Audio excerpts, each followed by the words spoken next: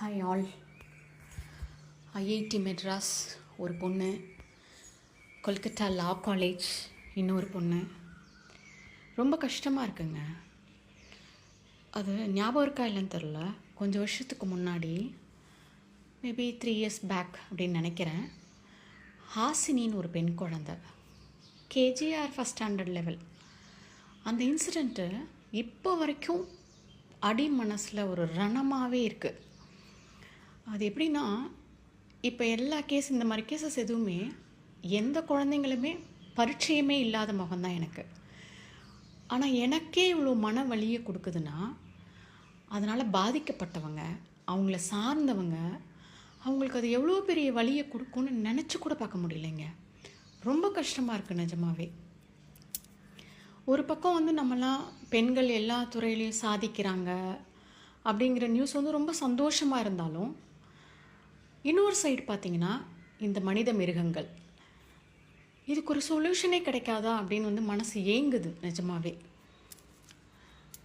நம்ம கேள்விப்பட்டிருக்கோம், சின்னதுலேருந்து படிச்சிருக்கோம், சட்டம் தன் கடமையை செய்யும் அப்படின்னு. ஸோ அதை செய்கிறாங்க. அக்யூஸ்ட் அரெஸ்ட் பண்ணுறாங்க. அதுக்கப்புறம் சம் இபிகோ செக்ஷன்ஸ், சம் ப்ரொசீடிங்ஸ் நடக்குது. அதுக்குள்ளெல்லாம் நான் போக விரும்பலை. ஏன்னா நான் ஒரு சாதாரண காமன் பப்ளிக், அதுலேயும் ஹவுஸ் ஒய்ஃப். ஸோ எனக்கு தெரியறதுக்கு வாய்ப்பில்லை. ஆனால் குற்றம் நடந்திருக்கு அப்படிங்கிறது எனக்கு தெரியுது த்ரூ நியூஸ் பேப்பர்ஸ். ஆனால் இப்போ வரைக்குமே அந்த ஹாசினி இன்சிடெண்ட்டில் அந்த அக்யூஸ்டு ஹி ஸ்டில் அலைவ் அப்படிங்கிற நியூஸ் எப்படி சொல்கிறதுனா ஜீரணிக்கவே முடியல என்னால். என்ன நடக்குது, ஏன் இப்படி அப்படிங்கிறது ஒரு பெரிய கேள்விக்குறியாகவே இருக்குது. நான் சொல்கிறது என்ன அப்படின்னா, நம்ம ஸ்கூல் டேஸில் சின்ன குழந்தைங்களுக்கு அவங்க ஒரு ஹோம்ஒர்க் பண்ணலைன்னா பனிஷ்மெண்ட் கொடுக்குறோம். ஈவன் பேரண்ட்ஸே கொடுக்குறோம். ஏன் கொடுக்குறோம்? அந்த தப்பை அந்த குழந்தைங்க திரும்ப பண்ணக்கூடாதுங்கிறதுக்காக கொடுக்குறோம். சின்னதுலேருந்தே அப்படி கொண்டு வரும்போது இது எவ்வளோ பெரிய தப்புங்க. இதுக்கு ஏன் தண்டனையை அதிகப்படுத்தக்கூடாது, ரொம்ப கொடூரமாக கொடுக்கக்கூடாது அப்படின்னு ஒரு சாதாரண பிரஜையாக எனக்கு மனசுக்குள்ளே தோணும். எனக்கு மேபி எல்லாருக்குமே தோணும் தான் எனக்கு தோணுது.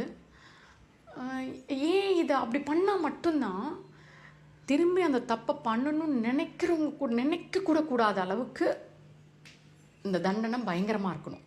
அது நினச்சாலே அவங்களுக்கு பயம் வரணும்.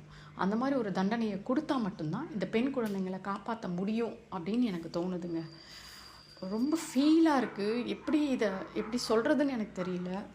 ஒரு மன வலியோடு தான் இந்த ஷார்ட்ஸ் போடுறேன்.